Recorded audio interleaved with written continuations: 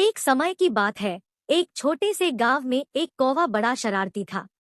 वह गांव के लोगों को परेशान करने के लिए बहुत ही कुशल था। उसका एक खास शौक था अंडे चुराना। वह अकेला ही दूसरे पक्षियों के घरों में चुपके से जाता और उनके अंडे चुराकर खाता था।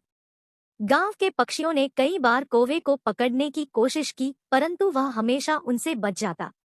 उसकी चालाकियों के बारे में गांव के पक्षियों को पता चला और वे चिंतित हो गए।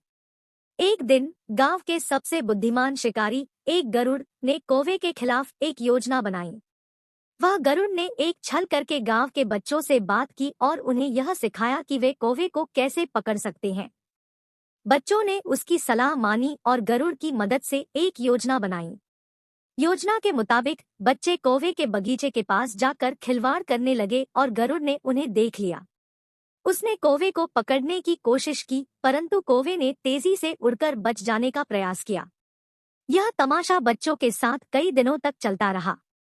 बच्चे जान चुके थे कि कौवे की ध्यान केवल उनकी जिद पर ही था और गरुड़ की ताकत में थी कि वह कौवे को पकड़ सके। एक दिन गरुड़ ने एक नई योजना बनाई। वह एक छल करके गांव के सभी पक्षियों को एक साथ जमा किया और एक महत्वपूर्ण मुद्दे पर बात करने का प्रस्ताव रखा। गरुड़ ने कहा, हम सबको अपने अंडों की सुरक्षा के बारे में सोचना चाहिए। कौवे हमारे अंडे चुरा रहे हैं और हमें इसका समाधान निकालना होगा। पक्षियों ने इस सुझाव को मान लिया और मिलकर एक योजना बनाई कि वे सब कौवों को पकड़ सकें। योजना के मुताबिक पक्षियों ने एक बड़ा बैंडरबंदी का आयोजन किया, जिसमें सभी पक्षियों ने अपने अंडे को एक ही स्थान पर रखा और खूबसूरत फूलों से चित्रित किया। उन्होंने इस स्थान को सुरक्षित अंडा बगीचा कहा।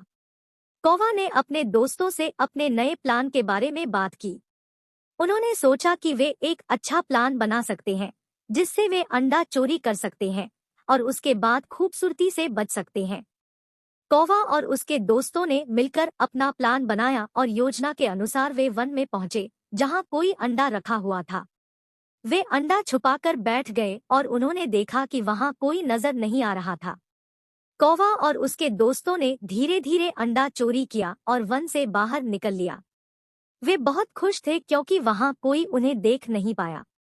लेकिन जैसे ही वे अपने घर की ओर बढ़ने लगे, एक बड़ा और दरवाजा खुल गया और उनके सामने आया। वह था वन का राजा और उसने सुन लिया था कि कौवा और उसके दोस्तों ने अंडा चोरी किया था। कहानी इस तरह जारी होती है। यदि आपको और अधिक विवरण चाहिए या कहानी को आगे बढ़ाने की इच्छा है, तो कृपया बताएं ताकि मैं आपके लिए और अधिक वीडियो बना सकूं।